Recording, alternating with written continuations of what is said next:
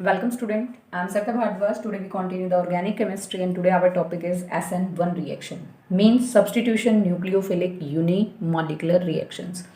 Student, last video में मैंने आपको बताया था कि substitution nucleophilic reactions are those reactions in which stronger nucleophile replaces the weaker nucleophile from its aqueous medium or from its aqueous solution. अब first of all student जो SN1 reactions होती हैं these are two step reactions means एक इनमें क्या होता है हमारे पास स्लो स्टेप होता है जिसको हम नाम क्या देते हैं RDS रेट डिटरमाइनिंग स्टेप और सेकंड हमारे पास स्टेप कौन सा होता है fast step.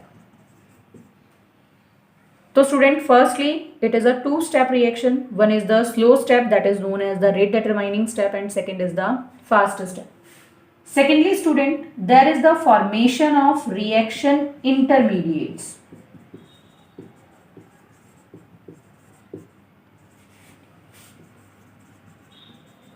Reaction intermediate formation occur during the SN1 reaction. और जो हमारे पास रिएक्शन इंटरमीडिएट बनता है वो किसकी फॉर्म में बनता है स्टूडेंट यहाँ पर in the form of carbocation. Carbocation क्या होता है student carbon bears the positive charge is known as the carbocation. और सबसे important thing student unimolecular uni means one molecular means molecule it means the rate of reaction depends on one concentration term that is depends only on concentration of alkyl halide means जो हम वहां पर alkyl halide लेंगे reaction में सिर्फ उसकी concentration पर rate depend करेगा, इसीलिए ये क्या कहलाती है unimolecular reaction. For example student मैं यहाँ पर एक रिएक्शन लेकर चल रही हूँ, यहाँ पर हमने लिया tertiary alkyl halide like this one. The carbon Br means halogen is tertiary, therefore it is known as the tertiary alkyl halide. अगर हम इनकी नेमिंग करें 1 2 3 तो 2 पर ब्रोमो 2 पर मिथाइल 3 कार्बन की चेन है तो प्रोपेन, तो इसका प्रॉपर नेमिंग क्या बनेगी 2 ब्रोमो 2 मिथाइल प्रोपेन। अब इस पर किसका अटैक होगा स्टूडेंट न्यूक्लियोफाइल का, और हमारे पास इस तरह से प्रोडक्ट बनेगा Br को रिप्लेस करके OH और साथ में हमारे पास यहां से क्या निकल जाएगा Br negative as a leaving group. यहां पर तीनों वैलेंसीज को पूरा कौन करेगा मिथाइल ग्रुप। अब स्टूडेंट यहां पर ये दोनों प्रोडक्ट दिखने में तो एक जैसे हैं but these two products are different. This product is with retention of configuration and this product with inversion of configuration. 50% जो प्रोडक्ट बनेगा वो रिटेंशन के साथ होगा और 50% किसके साथ होगा इन्वर्जन के साथ। तो स्टूडेंट यहां पर जो मैंने टर्म यूज की रिटेंशन ऑफ कॉन्फिगरेशन, तो फर्स्टली आपको इस टर्म के बारे में पता होना चाहिए what do you mean by the configuration. Configuration is the arrangement of bonds around the central carbon atom. Means central carbon atom के अराउंड अगर मैंने बॉन्ड्स को इस तरह से अरेंज किया तो वो क्या है टेट्राहेड्रल अरेंजमेंट। अगर मैंने इस तरह से किया this is the different arrangement, तो it means the configuration is the arrangement of the bonds around the central atom. वो किसी भी फॉर्म में हो सकता है, टेट्राहेड्रल हो सकता है, स्क्वायर प्लेनर हो सकता है, ट्राइगोनल बाई पिरामिडल हो सकता है, एनी ऑफ। और स्टूडेंट जब हम रिटेंशन की बात करते हैं तो retention means there is no change in the arrangement of the bond around the central atom when the reactant changes to products. अगर हम रिएक्टेंट को और इस प्रोडक्ट को मैच करें तो जहां से Br गया वहीं पर आकर कौन अटैच हो गया OH। तो मीन्स आपने अरेंजमेंट को चेंज नहीं किया किसकी बॉन्ड्स की around the central carbon atom, इसीलिए that product is with retention of configuration. लेकिन अगर arrangement of bonds around the central carbon atom जो रिएक्टेंट में है वो प्रोडक्ट में जाते वक्त बिल्कुल कैसी हो जाए, इन्वर्टेड, मींस उल्टी हो जाए, then this is known as the inversion of configuration. जैसे हमारा इस सेकंड प्रोडक्ट के अंदर है, बी आर गया कहां से, फ्रंट साइड से, और ओ एच आकर अटैच कहां हुआ, कार्बन की बैक साइड पर। मींस इसमें ये तीनों मिथाइल ग्रुप रिएक्टेंट में कहां पर है, लेफ्ट साइड, लेकिन यहां पर जो मिथाइल ग्रुप है वो कहां पर है, राइट साइड।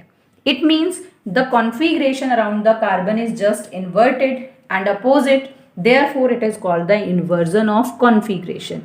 और रिएक्शन के जब हम मैकेनिज्म को भी स्टडी करेंगे तो हमें पता चलेगा there is equal probability for the formation of both retention product as well as with inversion of configuration. इसीलिए हमने 50% रिटेंशन वाला प्रोडक्ट लिखा और 50% इन्वर्जन। और बिल्कुल सिंपल लैंग्वेज में स्टूडेंट आप इन्वर्जन को इस तरह से अंडरस्टूड कर सकते हो कि जैसे तेज हवा या आंधी चल रही हो और हम छाता साथ लेकर निकलें तो छाता क्या होता है, आउटवर्ड इन्वर्टेड हो जाता है। जस्ट लाइक वैसी ही सिचुएशन हमारी कब हुई है, जब हम इस रिएक्टेंट से इन्वर्जन वाले प्रोडक्ट में मूव करते हैं। अब स्टूडेंट जैसे मैंने आपको बताया कि it is the 2 step reaction, तो step first is the formation of carbocation, means formation of reaction intermediate. तो हमारे पास स्टार्टिंग में जो प्रोडक्ट है वो हमारे पास है टर्शरी अल्काइल हैलाइड। आपको पता है कि Br is more electronegative than carbon, इसीलिए कार्बन पर डेल्टा पॉजिटिव और Br पर डेल्टा नेगेटिव चार्ज। अब हमारे पास फर्स्ट स्टेप में क्या होगा स्टूडेंट, आयनाइजेशन।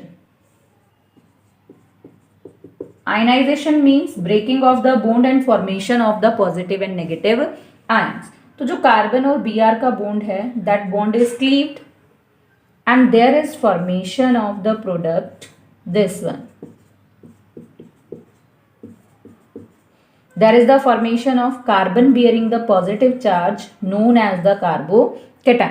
जिस कार्बन पर पॉजिटिव है स्टूडेंट वो कौन सा है, टर्शरी, इसीलिए इसका नाम क्या हो जाएगा, टर्शरी कार्बोकेटायन। साथ में कौन निकल जाएगा, Br नेगेटिव।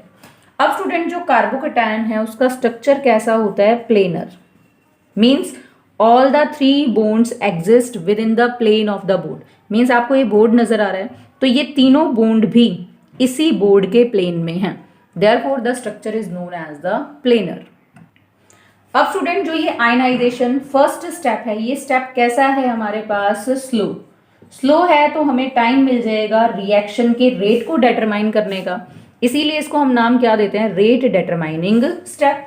तो it means rate of reaction depends on या directly proportional to the concentration of only alkyl halide, means सिर्फ एक concentration term पर depend करता है, therefore it is known as the unimolecular reaction। अब स्टूडेंट हमारे पास आएगा इसका सेकेंड स्टेप। सेकेंड स्टेप में क्या होगा हमारे पास, attack of nucleophile, NU means nucleophile. हमारे पास कौन है, OH negative on C positive means carbocation. अब स्टूडेंट हमारे पास कार्बोकेटायन का स्ट्रक्चर ये है, carbon positive and this is the 3 methyl groups. Now student मैंने आपको बताया कि जो कार्बोकेटायन है उसका कैसा स्ट्रक्चर है, प्लेनर। आप एज्यूम करें this hand represent the carbocation, means equal probability for the attack of nucleophile from the front side as well as from the back side, means nucleophile यहाँ से भी अटैक कर सकता है और फ्रंट साइड से भी। तो हम दोनों पॉसिबिलिटीज को लेकर चलेंगे। First OH negative attack from the front side, तो हमने यहाँ लिखा फ्रंट साइड अटैक। अगर वो फ्रंट साइड पर अटैक करेगा तो OH कार्बन की फ्रंट साइड पर लग जाएगा और तीनों एल्काइल ग्रुप अदर साइड पर चले जाएंगे। नाउ स्टूडेंट अगर हम OH नेगेटिव को अटैक कराते हैं from the back side of the carbon, means back side attack, तो अब क्या होगा हमारे पास, OH कार्बन की बैक साइड पर अटैच हो जाएगा और तीनों जो मिथाइल ग्रुप हैं they are on the opposite side. अब student this one is the reactant जिसमें बी आर कहां पर प्रेजेंट है, right side, and this is the product जिसमें ओ एच कहां पर है, right side. Means there is no change in the configuration, therefore it is known as the retention. But student in this product the OH is just opposite to the position of Br, therefore this product is known as the inverted product or with inversion of configuration. As student there is equal probability for the front as well as from the back side attack, so there is the formation of 50% product with inversion and other 50% with retention. One more important thing student, जो SN1 reactions होती हैं these are promoted और favoured by polar protic solvents like water, alcohol, acetic acid. उसके पीछे reason है student, जो हमारे पास फर्स्ट स्टेप है ionisation, that ionisation step is promoted by these polar protic solvent because they stabilizes these ions by the solvation, so these ions are readily formed। और अगर हमारे पास ये ions readily बनेंगे तो कार्बोकैटायन पर उतना ही जल्दी किस चीज़ का अटैक होगा, न्यूक्लियोफाइल, और उतनी ही फास्ट हमारे पास कौन सी रिएक्शन होगी, SN1 रिएक्शन। तो कई बार क्वेश्चन पूछा जाता है which type of the solvents prefer SN1 reaction, तो polar protic solvents favour the SN1 reactions. Now student next topic is the order of reactivity of alkyl halide towards SN1 reaction। तो हमारे पास order क्या होगा student, tertiary alkyl halides more reactive than secondary than primary and methyl halides are least reactive towards the SN1 reaction। For example student tertiary alkyl halide में मैंने example लिया this one. Secondary के case में एक alkyl group कम किया हमने, एक CH3 को रिप्लेस करके उसकी जगह हाइड्रोजन लगा दिया, this is the secondary alkyl halide. यहां पर भी हम Br ना लेकर कोई भी हैलोजन ले सकते हैं, इसीलिए यहां पर हम किसको रिप्रेजेंट कर सकते हैं, X को। प्राइमरी अल्काइल हैलाइड में स्टूडेंट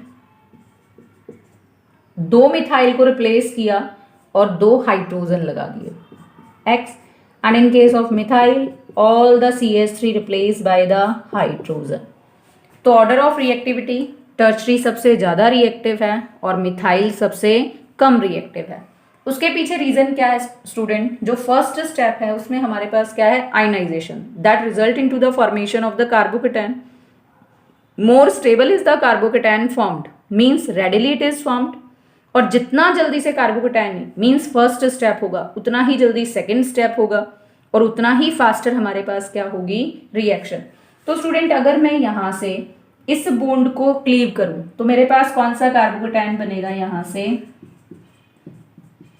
दिस वन, और कार्बन जिस पर पॉजिटिव है वो कौन सा है, tertiary, means there is the formation of tertiary carbocation in case of tertiary alkyl halide. Secondary के केस में हमारे पास क्या बनेगा, there is formation of secondary carbocation, and in case of primary there is formation of primary carbocation, and in case of methyl there is formation of methyl carbocation. अब student हमें order of stability पता है कि tertiary carbocation more stable than the secondary carbocation, which in turn more stable than primary, which is more stable than the methyl cation। It means tertiary carbocation more stable, readily it is formed। अब student question आएगा why the tertiary carbocation is more stable। उसके पीछे reason क्या है, carbon जिस पर positive है उस पर जितने ज्यादा एल्काइल ग्रुप होंगे उतना ही ज्यादा वो क्या शो करेंगे, electron donating plus I effect. अब पॉजिटिव चार्ज किस चीज को इंडिकेट करता है, इलेक्ट्रॉन डेफिशिएंसी, मींस जितने ज्यादा एल्काइल ग्रुप उतना ही ज्यादा इलेक्ट्रॉन मिलता चला जाएगा किसको, पॉजिटिव को, और उतना ही ज्यादा पॉजिटिव चार्ज कार्बन पर क्या हो जाएगा, स्टेबल।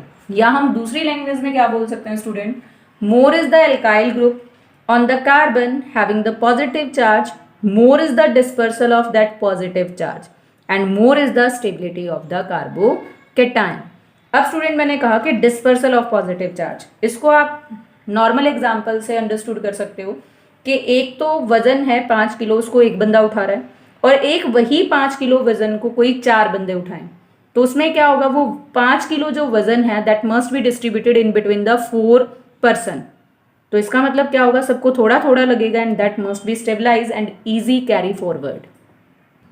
तो स्टूडेंट अगर हम इसकी रीजन लिखें तो more is the alkyl group on carbon having positive charge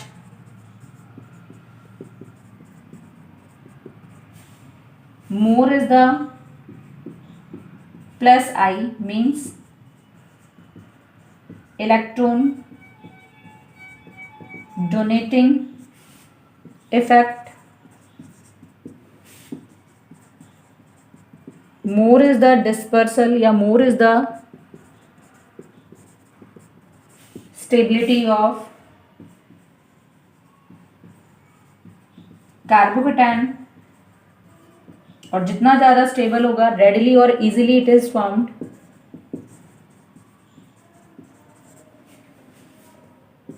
and more is the reactivity towards SN1 reaction. Now student, this is all about the SN1 reaction. Now student, question for you, which type of the solvent preferred or favored the SN2 reaction? मैंने आपको SN1 reaction का बताया कि कौन से solvent इसको favour करते हैं। मैंने आपसे क्वेश्चन पूछा है कि SN2 reactions को किस तरह के solvent फेवर करेंगे।